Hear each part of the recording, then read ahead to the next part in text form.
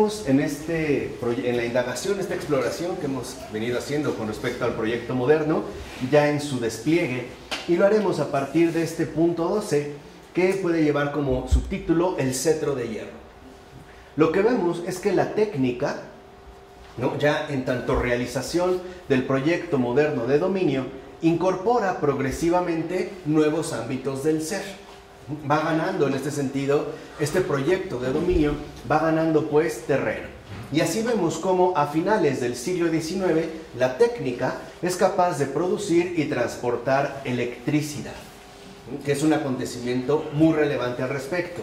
Se trata de una fuente de energía que no existe como tal en la percepción de la naturaleza por medio de nuestros sentidos. La electricidad en cuanto tal no es perceptible, no por medio de nuestros sentidos. De tal manera que entonces, gracias a la electrificación, la técnica puede crear un mundo, hoy le llamamos virtual, capaz de ser autosuficiente y por tanto crear así un modelo de autonomía integral. No digamos que con el avance de la técnica, que se manifiesta como la realización del proyecto moderno, en efecto lo que se está ahora configurando es la aparición de un nuevo mundo. Así, incluso, se da un paso adelante cuando la técnica fabrica nuevas materias. La primera materia enteramente sintética fue producida en 1907 por el químico belga-americano Leo Hendrik Baekeland, que falleció en 1944, a la cual llamó baquelita.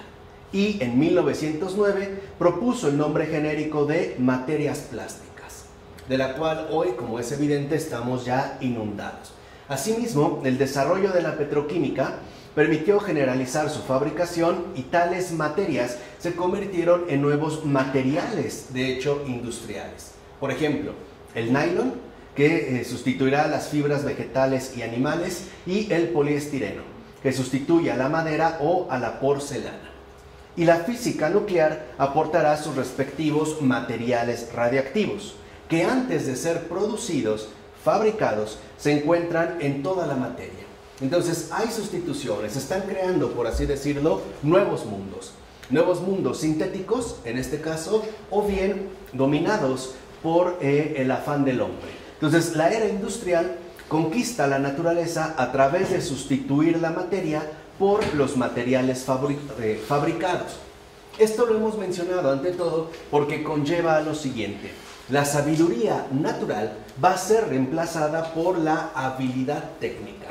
De tal manera que entonces, por decirlo a grandes rasgos, la sapiencia, la sabiduría, es desplazada por el avance de la ciencia, entendida en este sentido como habilidad técnica.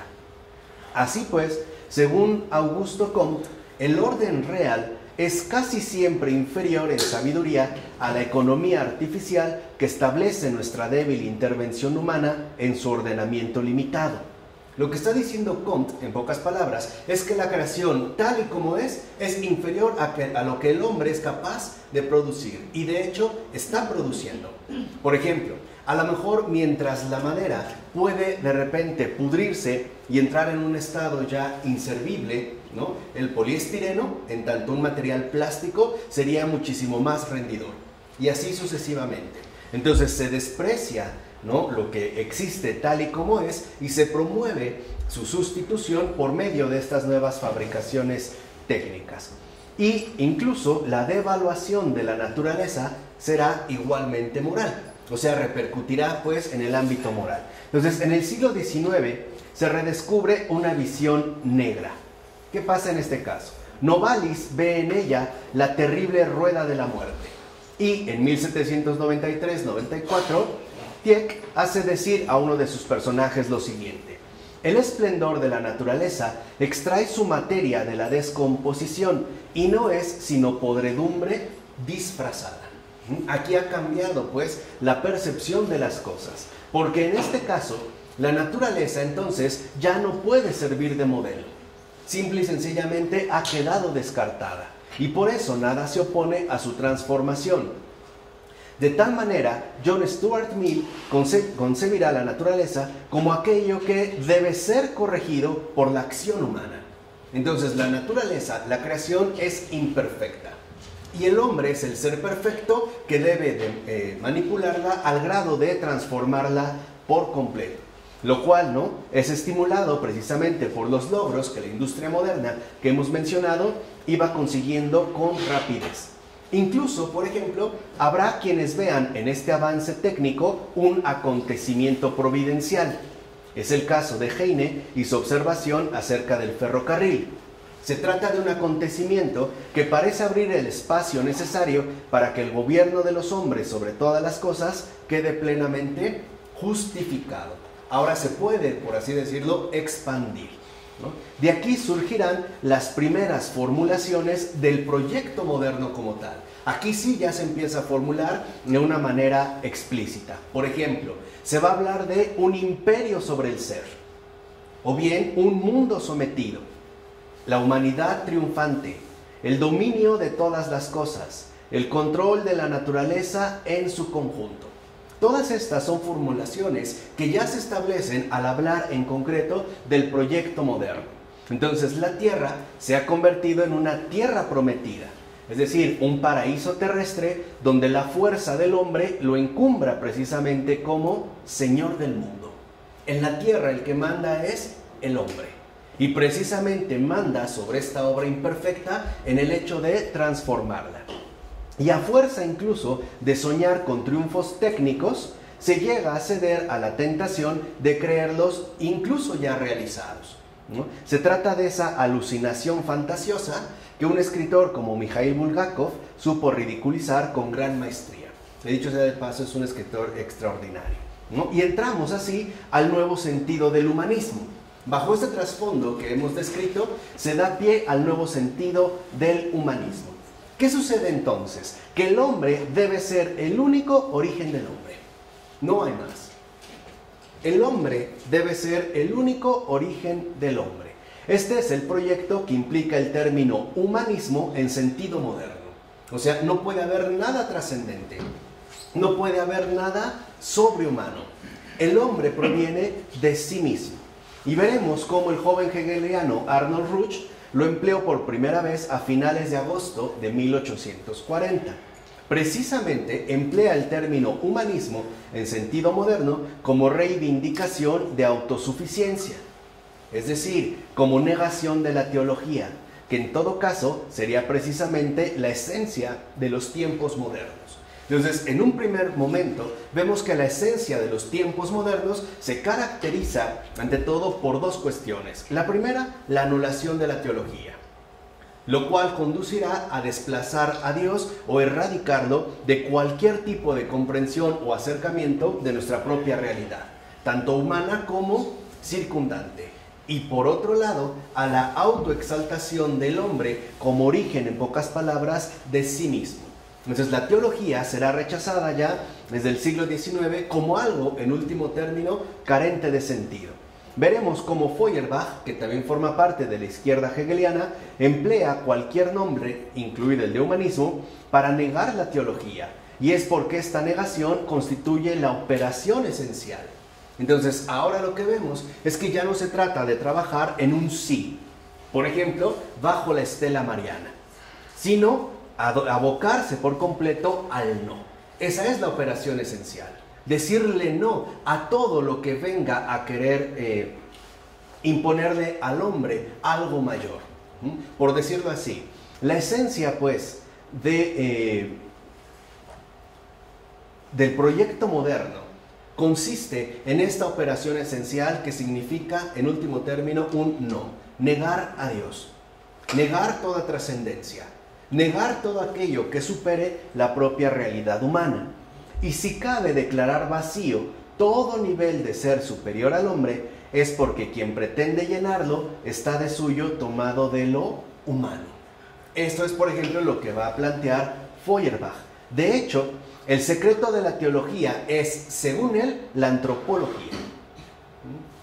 Y por eso Feuerbach forja la palabra antropoteísmo para designar la religión consciente de sí, la religión que se comprende a sí misma, que según él es justo la esencia del cristianismo. Así tiene un libro Feuerbach. En este libro, las conclusiones a las que llega es que la esencia del cristianismo, es decir, el cristianismo, no es otra cosa más que la religión que se ha llegado a ser consciente de sí misma. Lo que nosotros llamamos Dios no es más que la proyección antropológica, digamos desde el hombre, en sentido antropológico, de las máximas aspiraciones que posee el hombre mismo. Entonces, en pocas palabras, Dios como tal, en un sentido teológico, no existe. No es más que la proyección del propio hombre. Por eso se niega la teología y se decanta por la antropología. Así entonces, el proyecto de la época moderna recae en la elaboración de una humanización de Dios, o sea, la disolución de la teología en la antropología. Por eso en 1843 Marx expresará con toda sencillez una idea análoga. ¿Qué dice Marx?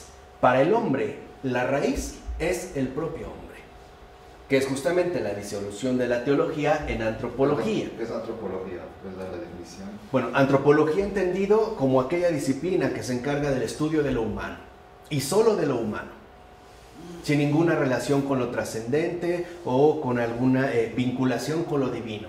Simple y sencillamente, tal como se puede descubrir aquí en la Tierra.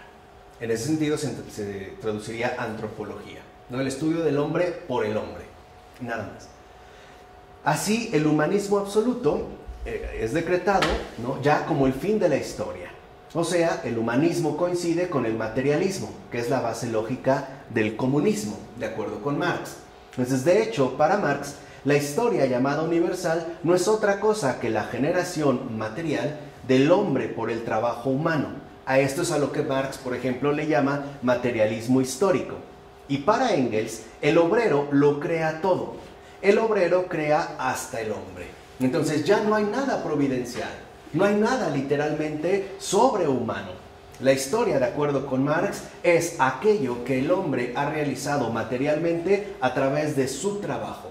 La historia es obra del hombre y es una obra realizada en términos materiales. Veremos después que el término humanismo pasará del alemán al francés con Proudhon, quien en 1846 se interroga sobre el ateísmo, o dicho de otro modo, el humanismo, y emprende su crítica. ¿De qué se trata, según Proudhon? De verificar, de buscar si la humanidad tiende hacia Dios, según el dogma antiguo. Cuando se habla del dogma antiguo, se refieren en exclusiva al cristianismo. Cuando hablan del dogma antiguo o de lo establecido o incluso de la religión, están hablando del cristianismo. O si es ella misma la que se convierte en Dios, como dicen los modernos. Este, digamos, es el cuestionamiento. Entonces, en 1848, Renan escoge el término humanismo para designar la religión del futuro. O sea, el culto a todo lo que es el hombre, la vida entera santificada y elevada a un valor moral. Ese mismo año, Comte califica de humanista el verdadero punto de vista, el sacerdocio y el culto de su religión de la humanidad, es decir, el positivismo. El término humanismo expresa pues lo humano que se basta a sí mismo. En ese sentido podemos decir que la inmanencia hace olvidar la trascendencia. El mundo pues eclipsa el cielo. Estamos ya en el marco inmanente que Charles Taylor nos explicó bastante bien.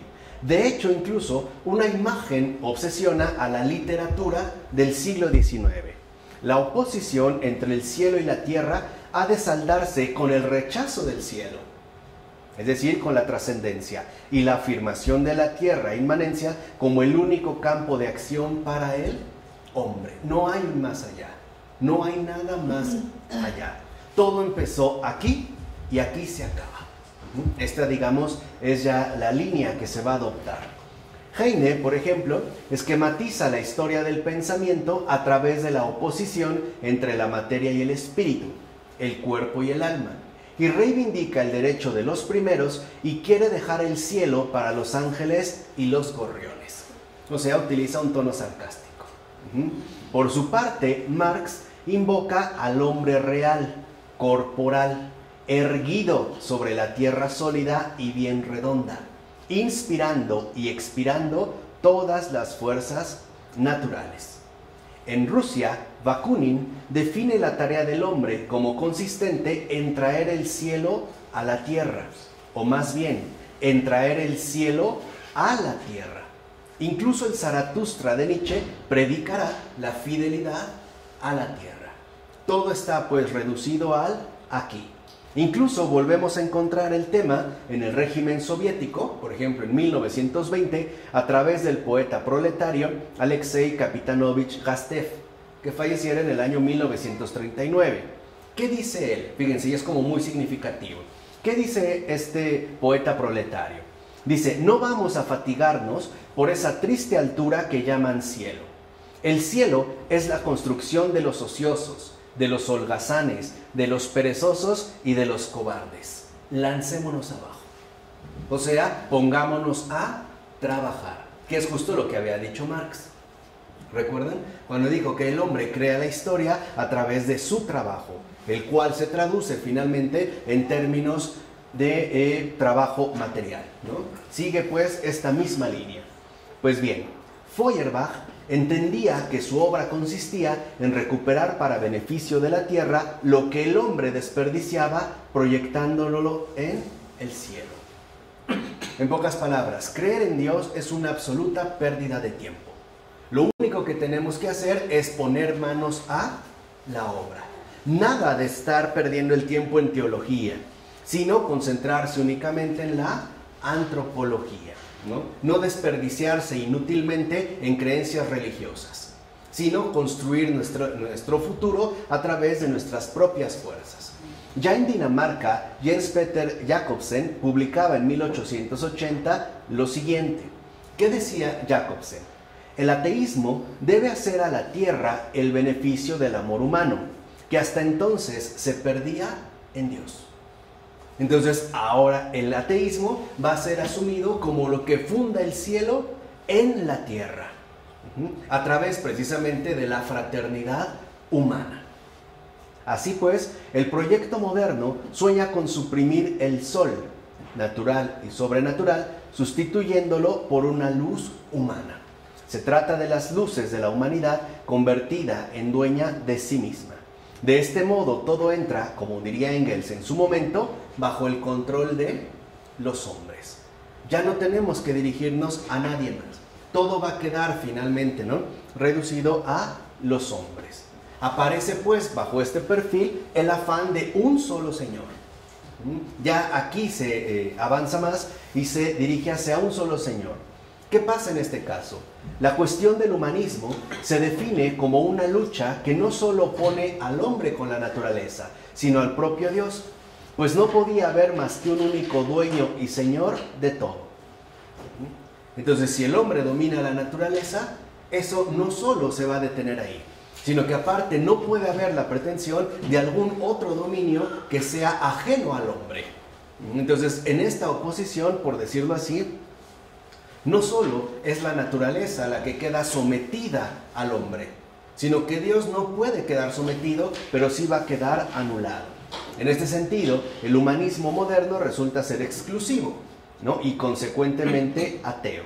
Así, fíjense, desde esta óptica, el creador del mundo, o cuando se habla del creador del mundo, no sería el padre de toda bondad, sino, a lo más, cuando mucho, un artesano malvado contra el que habría la obligación de rebelarse.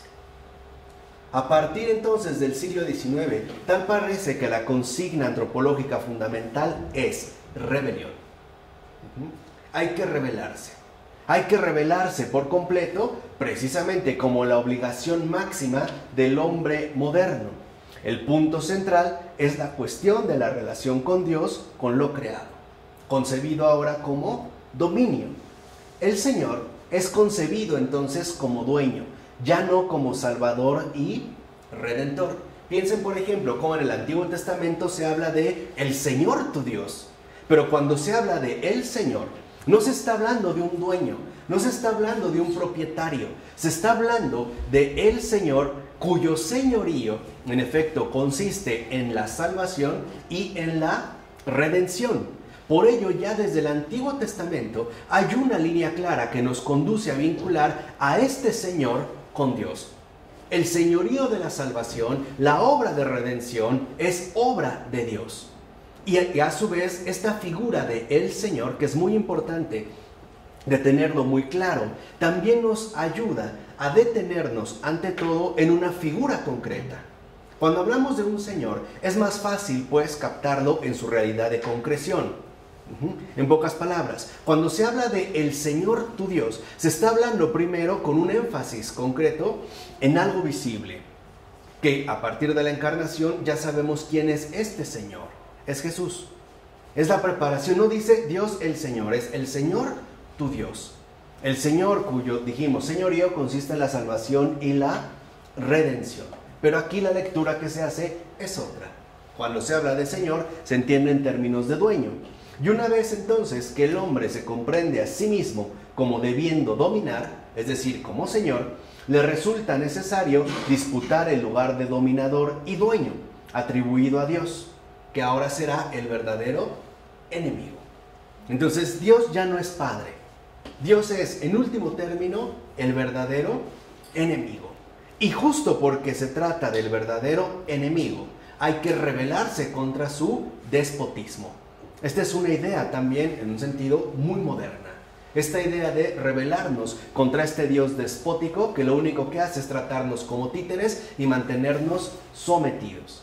Y debe hacerlo, ¿no? Este es, digamos, el ideal moderno, por dos razones contrarias. Primera, porque supuestamente Dios le oprime. Y segunda, porque Él no es un Señor lo suficientemente eficaz, como lo es el hombre con su acción transformadora. Aquí hay, digamos, como estas dos líneas de empuje que van ganando terreno.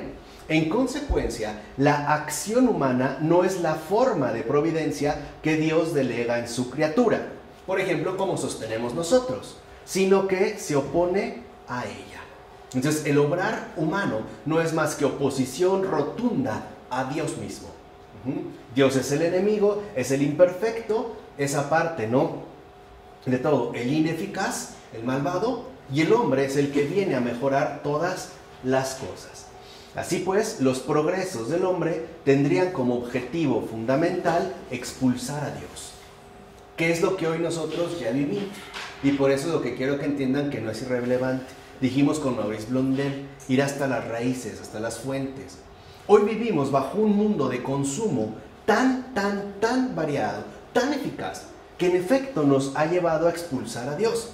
No en el sentido de decir que no existe, sino en el sentido de considerar que no es tan importante, que podemos cubrir nuestras necesidades con toda la inmensa oferta que se nos ofrece, valga la redundancia, en el mundo actual, es decir, en el mundo contemporáneo. Podemos decir que vivimos llenos de distractores, pero también de múltiples satisfacciones, que en último término nos van a conducir a olvidar lo esencial.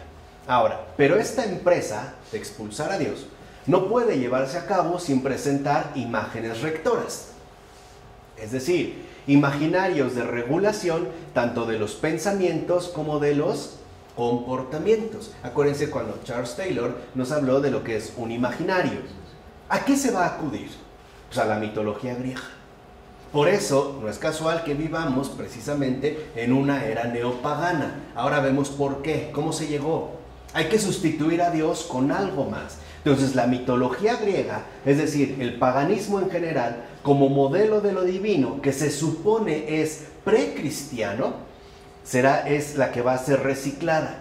De hecho, la mitología griega se convertirá en la fuente básica de extracción moderna, sobre todo a partir de la historia de la rebelión de los titanes. Eso es, digamos, lo que inspirará, en este sentido, al proyecto moderno. Ya no quieren la inspiración, lo veremos en su momento con el señor oscuro que lleva por nombre Heidegger, ya no quieren a Cristo.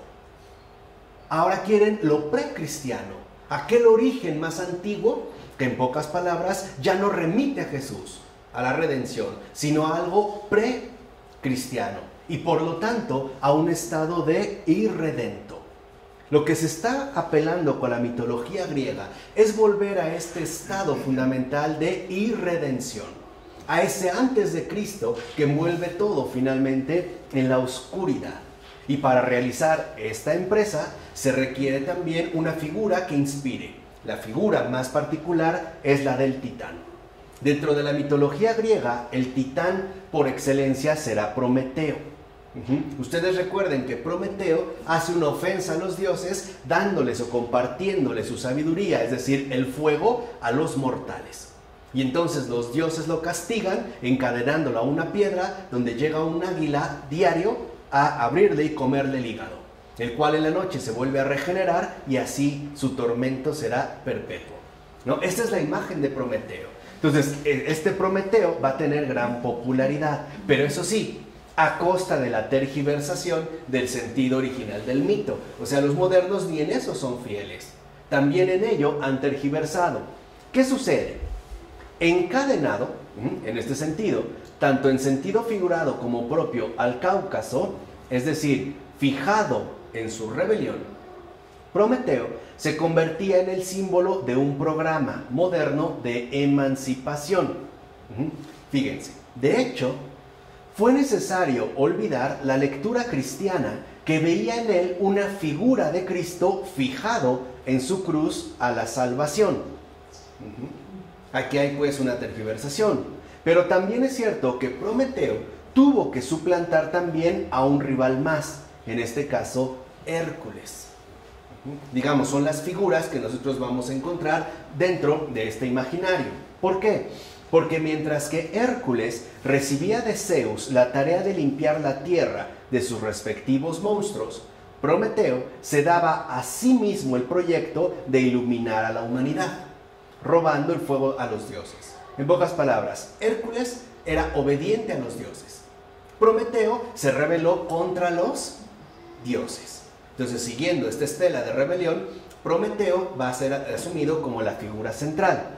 Por eso, por ejemplo, dirá Diderot que el hombre es hijo de Prometeo. Y Marx incluso hará de Prometeo, el primer santo del calendario filosófico. Cuando Diderot, el ilustrado, dice que el hombre es hijo de Prometeo, lo que está diciendo es que en realidad ser hombre significa mantenerse en una rebelión definitiva contra Dios. En ese sentido, ¿qué dijimos? Es decir, contra el Dios revelado. Y volver de nuevo a esos cauces oscuros, a esas fuentes antiguas, ¿no? Muy antiguas de la mitología griega, es decir, del paganismo. Así pues, este titán, Prometeo, define el proyecto moderno de autonomización del hombre con respecto a toda instancia superior, ya sea que provenga de un universo físico que le rodea o ya de lo divino que le es superior. Ciertamente, para un antiguo como Crisipo, que fue un filósofo griego estoico, no había nada más arrogante para el hombre que imaginarse que no habría nada por encima de él. Y eso es lo que el hombre moderno ahora sostiene. Nada por encima del hombre. Cabe, por tanto, preguntarse quién osó plantear esta idea por primera vez. O sea, la idea de que no hay nada por encima del hombre. En cualquier caso, el proyecto se anuncia a partir del cambio de sentido que adquiere la palabra autonomía. De hecho, ampliada más allá de su significación en principio jurídica y política. ¿Qué sucede? Que dentro del proyecto moderno, en efecto, la palabra autonomía designa más bien la reivindicación de independencia de lo humano, que quizá fuera utilizada en ese sentido por primera vez en Feuerbach. Es decir, autonomía más bien como sinónimo de rebeldía, como oposición tajante a Dios y en sentido concreto al cristianismo. Pero la primera exterioridad de la que el hombre moderno intentó emanciparse es la anterioridad cronológica, es decir, el pasado. La idea de un nuevo inicio radical está en el centro del proyecto de Descartes, que ya abordamos. Y este nuevo inicio significa una operación del espíritu sobre sí mismo, es decir, el cogito. Y aquí hay que hacer un breve paréntesis. ¿Por qué hay que expulsar toda anterioridad cronológica? ¿Por qué hay que desembarazarse del pasado? Porque el pasado nos convierte en reales deudores. y por lo tanto en seres no autónomos. Es justo lo que nos explicó Pavel Florensky en su momento. Yo lo voy a resumir ahorita muy brevemente. Lo que dijo Florensky es que el pasado no pasa del todo y que para que nosotros en efecto hubiéramos llegado a este punto en el que nos encontramos, es porque hay mucha gente detrás que en efecto nos fue abriendo camino para que nosotros lográramos, en pocas palabras, aparecer. Hay una deuda contraída, lo cual no solo consiste en reconocer lo que nuestros antepasados han realizado, sino incluso la aportación personal que cada uno va a dar para llegar todavía más adelante. Si se anula el pasado, la anterioridad cronológica, entonces lo primero que se manifiesta es una verdadera actitud de no agradecida con lo que ha sucedido, sino que piensa que puede empezar de cero a partir precisamente de sí mismo. Pero esta empresa no se produce sin una dificultad lógica, que de hecho es la dificultad cartesiana, por así decirlo, por excelencia. Para que el yo pueda eliminar todos sus contenidos, que Descartes llama equivocadamente prejuicios y no aportaciones de la realidad, debe ser capaz de captarse a sí mismo en un estado de pureza tal que pueda distinguir por sí mismo lo que él es verdaderamente. Según Descartes, cosa pensante, de todo aquello que se le ha ido añadiendo. El resultado es, por tanto, al mismo tiempo lo que permite obtenerlo. Y en esto es justamente lo que se conoce como el círculo cartesiano. En pocas palabras, Descartes hace todo un desbarajuste que él llama método para llegar a una conclusión definitiva. Hay que dudar de todo, menos de uno mismo. Entonces el resultado es el yo. Pero el yo es lo que ha estado colocado ahí desde el principio. Lo que hace Descartes es todo un giro que inicia de sí y para volver finalmente a sí mismo. Entonces, según Descartes, la captación inmediata de sí mismo, por sí mismo, se realiza en el yo pienso, de acuerdo con Descartes. Pero el cogito, aunque es pensable como acto del individuo citado en el instante, no puede tener como sujeto una colectividad histórica, es decir, social.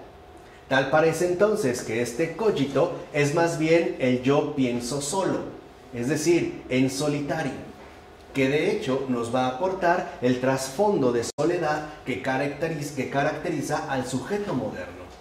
Cuando Descartes, en efecto, habla del cogito, está hablando de esta cosa que piensa en soledad, que piensa por sí misma y por lo tanto que no está vinculada con nada ni con nadie. Puede romper todas las ataduras. Así vemos que la postura que asume Descartes va a ir directamente contra la comunión, contra la realidad de comunión a la cual de hecho pertenecemos y estamos insertos, nos guste o no. Descartes piensa pasar por alto esta realidad y entonces quedarse dentro de esta soledad, dentro de este instante, por así decirlo, congelado, en el cual pareciera que uno puede hacer las cosas por sí mismo, ¿no? Es decir, hacerlas solo.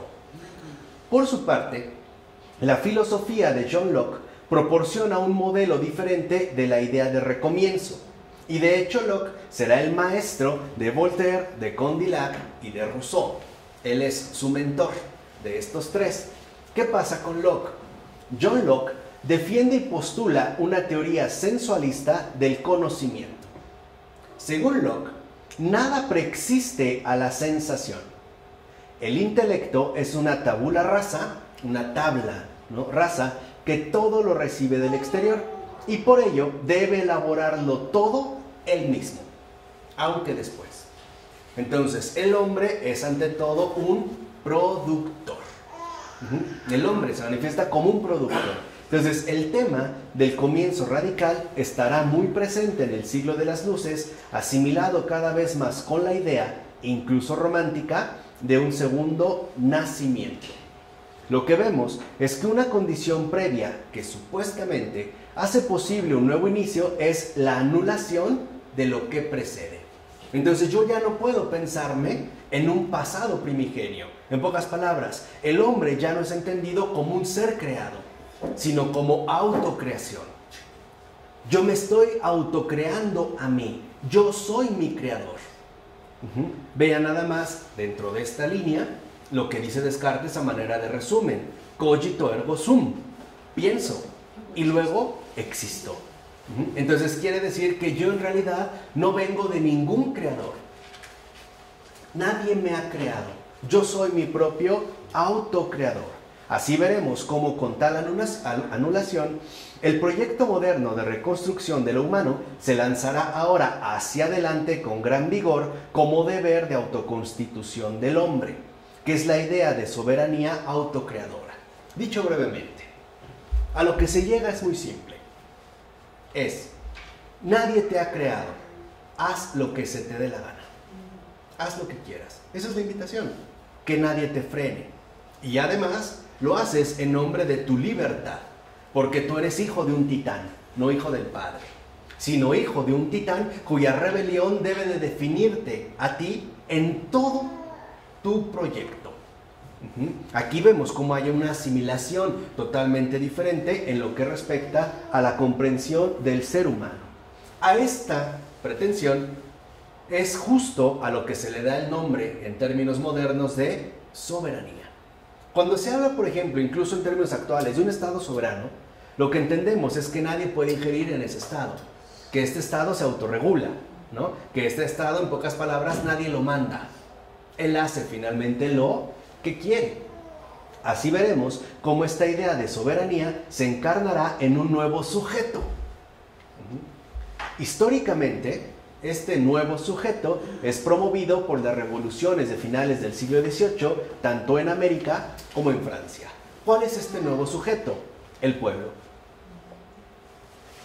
Lo que empezaba como un proyecto individual a la manera cartesiana, ahora adquiere incluso una dimensión social, apelando a la noción de pueblo.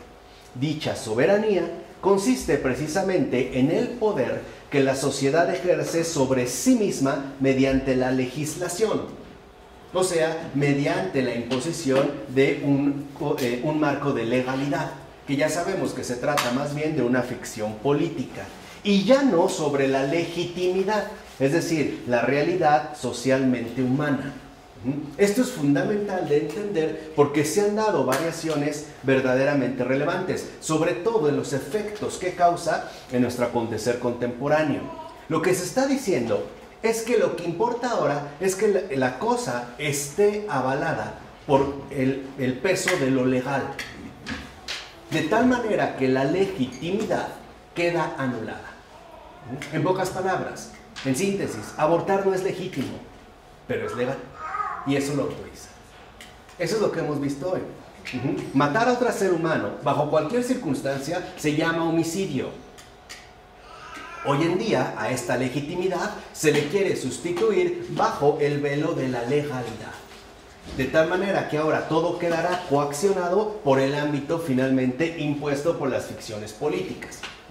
Porque lo que se llama legislación es eso, de dónde parte o de qué realidad ¿de qué realidad en concreto se ha tomado? Hay un libro extraordinario de Carl Schmitt que así se titula, Legalidad y Legitimidad. Y él, siendo un jurista, lo que dice es que le hemos quitado legitimidad a las cosas porque les hemos arrancado su realidad. Y en lugar de permanecer fieles a la realidad de las cosas, es decir, en lugar de movernos en el ámbito de la legitimidad, hemos decidido movernos por el ámbito de las ficciones políticas, pero bien organizadas bajo el término ampuloso de legislación. ¿Vale? Y eso es lo que hoy vemos. En pocas palabras, hoy para nosotros algo es válido si, solo si, lleva el sello de legal, aunque en realidad no sea legítimo, que es el ejemplo que yo les puse. No es legítimo quitarle la vida a nadie, pero el hecho de que sea legal lo configura como algo por demás aceptable. En último término, esto va a preparar una redefinición de lo humano en su conjunto. ¿Qué se considera ahora importante? Pues que es necesaria una legislación política, es decir, jurídicamente codificada para que el hombre se regenere. Entonces, ahora no necesitamos la gracia, necesitamos una constitución. Ese es el proyecto del Estado constitucional. Ahora, para que nosotros nos regeneremos, necesitamos, ¿no?, codificar legalmente aquellos criterios que deben de regir nuestro respectivo comportamiento. Pasamos pues a la teoría del Estado constitucional, que es también otro de los rasgos fundamentales del Estado moderno, al grado de que hoy vemos cómo la legalidad recae sobre el peso que se le otorga a la Constitución. Aunque ya sabemos que esta Constitución se hace y se deshace según convenga, o según los intereses en turno, no es algo fijo, porque se mantiene dentro del ámbito legal. Por eso el inglés Thomas Paine escribirá en 1776 lo siguiente, dice: tenemos en nuestro poder recomenzar el mundo. Si Dios ha creado el mundo, al carajo. Tenemos en nuestro poder el recomenzar el mundo, ¿no?, a una nueva creación, ¿no? Entonces, ya no es la descripción de una situación dada, sino la asignación de un trabajo, en este sentido social y revolucionario, que solo el hombre puede llevar a cabo. Entonces, no se trata ya de reconocer la creación en general, el mundo como tal, sino de rehacerlo a nuestra propia imagen y semejanza. Y sobre todo avalados por el peso dado a la legislación, a la codificación jurídica que tomará forma final en la figura de la Constitución, ¿no?, que será el orgullo incluso de los estados modernos. En este sentido, la Revolución Francesa cumplirá el deseo explícito de romper con el pasado para poder recomenzar el mundo. Por eso es tan importante detenerse en la Revolución Francesa. Yo ya se los había dicho mucho tiempo atrás. La Revolución Francesa ha cambiado por completo el acontecer del mundo, precisamente porque ahí se realiza este poder que se le ha venido asignando al hombre para hacer de nuevo todas las cosas. Y ojo, lo dije de esta manera a propósito. En el Apocalipsis, Jesús dice: he aquí que vengo y hago nuevas todas las cosas. El hombre moderno lo que dice es: he aquí que ya llegué y voy a hacer de nuevo todas las cosas. Nosotros jamás empezamos de cero. Siempre hay algo dado. Incluso para poder hacer algo necesitamos que haya algo previo a nosotros. Lo que quiera que sea. El Señor hace nuevas todas las cosas. Lo que quiere el hombre moderno es hacerlas de nuevo. Es decir, según su parecer o bien según su voluntad. De hecho, fíjense, los mismos revolucionarios son muy conscientes de este proyecto que ya se ha venido fraguando. Para Marie-Joseph Chenier, ¿no?, por ejemplo, es necesario crear y no compilar, inventar y no recordar. O sea, al diablo la Biblia. Vamos nosotros a inventar un nuevo código de regulación. Y en el caso de Boissy d'Anglas, no sé, aquí está. Boissy d'Anglas. Y el otro es Chenier. Bueno, Chenier. No se pronuncia la T. Okay. Chenier. Pero mira su nombre. María José es su nombre y como... todo lo contrario. Sí. Al grado de que veremos cómo se celebra contra sus padres. Exactamente. Contra su nombre. Contra todo. Por eso veremos cómo estos revolucionarios, ¿no?, Boissy d'Anglas, ¿no?, dice: para regular los destinos del mundo solo hay que querer. Y dice: sois los creadores de un nuevo mundo. Decid que la luz se haga y la luz se hará. La pregunta es: ¿se tratará realmente de la luz que conocemos o de esa otra oscuridad que antes fuera luz? Pues es un fraude. Claro, es un fraude, pero funcionó. Porque ya venían las condiciones dadas para esta proclamación. Tal parece, en pocas palabras, que esta luz no es más que otra luz apagada que en su momento se llamara Lucifer. Pareciera que en efecto se trata de esta luz extinguida, ¿no? Ello supone, ingenuamente, que entre Dios y el hombre hay una relación tal de enemistad que uno debe perder si el otro gana. Aquí ya entra la disyuntiva. ¿Se acuerdan qué es lo que nosotros hemos venido comentando con insistencia? Tal parece que todo se reduce a lo siguiente: o Dios o yo, o él o yo. Este es, digamos, como el punto fundamental que también está en el centro, en el corazón mismo del planteamiento de Pavel Florensky. Así, cuando en 1787 Benjamin Franklin propuso al Congreso norteamericano que se rezara, Alexander Hamilton se retorció de risa diciendo: no tengo ninguna necesidad de ayuda ajena.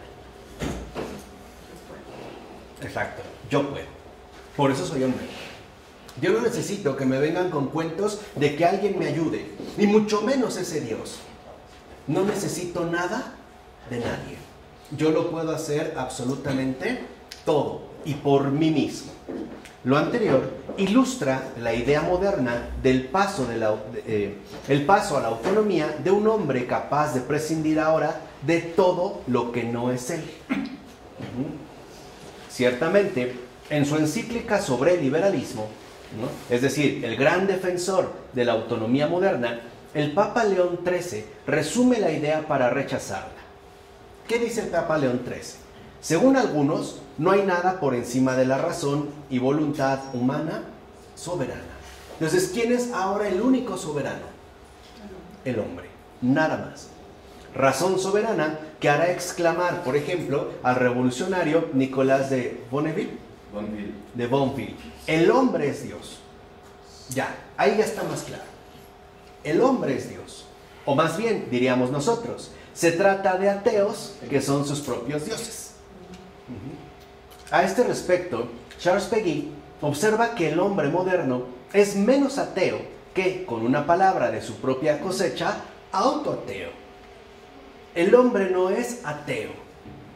Se hace a sí mismo un ateo, es autoateo.